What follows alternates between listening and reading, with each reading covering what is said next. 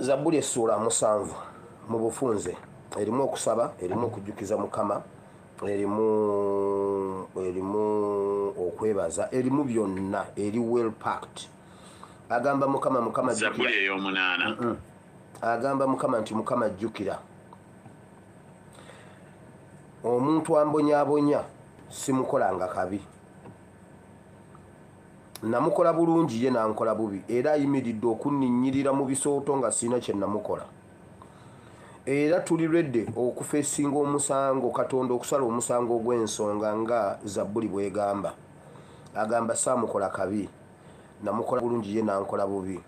Alina eggwako ery'obutemu, azadde obulimba, ategese asimye ensalosalo nzigwemu naye leka yazigwemu, akoze ebyokulwanyisa, asongodde amafumu naye gaddire ye. Bw'onoosoma Zabbuli eno bulungi lunyiriri ku lunyiriri n'ogirowoolezaamu n'ogisabiramu, erimu byonna bye tuwagala ne bye tulowooza ne bye tuyiseemu mu revolution eno gye tulimu ey'okweggyako olumbulege lw'Omunyarwanda. Tetwabakola kabi, bwe baayagala ekyo, bwe baali tebalina kyakulya twakibawa, bwe baali tebalina kyakwambala twakibawa, bwe baayagala okusoma twabaweerera, bwe baayagala okubazaala twabazaala, bwe baayagala okubabudamya twababudamya. Naye Bayibuli egambye kati be banninnyirira mu bisooto. We shall crush those enemies as we have done in the past. And when they came from those liberation camps, then Museveni went and took power from Obote, and then he put people like Kagame and the Hutus and the Tutsis into his army and intelligence.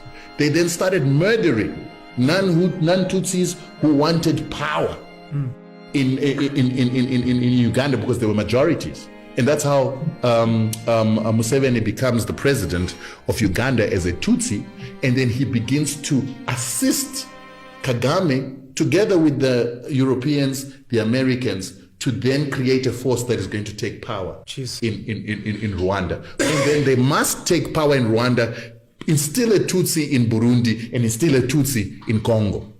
So 1963, when we met in one of the refugee camps in Uganda, where we were both living as refugees. That was at first time in Ankole, in a place called Nshungezi. Then we grew up together in that camp. Then we shifted and went to Toro, in another camp in a place called Gahunje, near Kamwenje, district headquarters. And all those years we grew up together. We studied together in a primary school. We only separated when I went to senior secondary school in Intare in Mbarara, and later on he went to Mbarara High School. To investigate the appalling human rights record of the National Resistance Army in northern and eastern Uganda.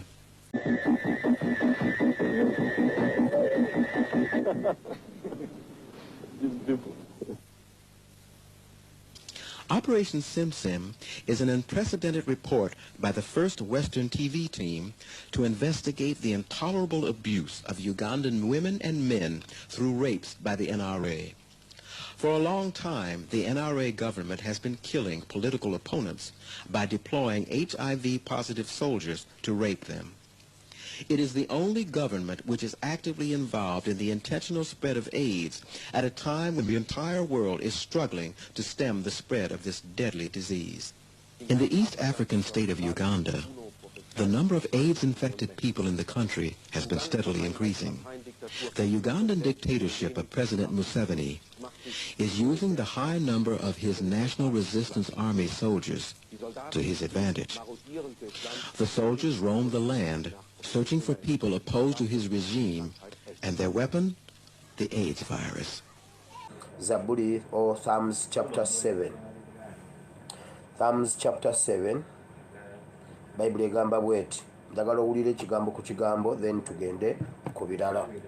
Zabbuli ey'omusanvu.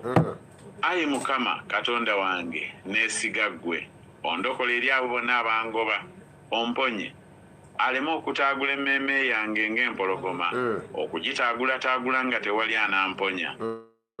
Ayi Mukama Katonda wange obanga nakola bwenu obanga obutali butuukirivu buli mu mikono gyange obanga namuwala n'obubi n'emirembe gyendi nedda naye nawonye yali omulabe wange obwereere ankyawa ayiganye emmeeme yange agituukeko anninyirire obulamu bwange wansi mu ttaka asse ekitiibwa kyange mu nfuufu.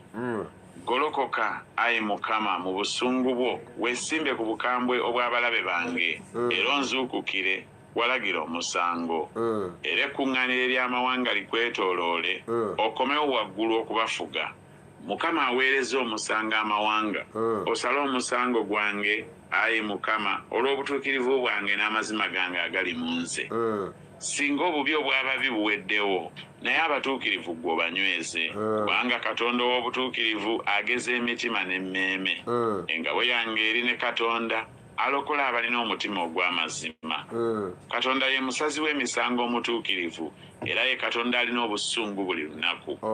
Omuntu bw'atakyuka aliwagala ekitala kye aleeze omutego gwe aguteeseteese era amuteekeddeteekedde ebintu ebitta emisaale gye agiteekako omuliro. Laba alina olubuto olw'obubi weewaawo eggwako lye lyettima era azadde obulimba. Yakola obunnya yabusima era agudde mu lusalosalo lwe yakola. Ettima lye liriddira ku mutwe gwe ye n'ekyejo kye kirituuka ku bwezinge bwe. Neebazanga Mukama olw'obutuukirivu bwe n'ayimbanga okutendereza erinnya lya Mukama ali waggulu ennyo.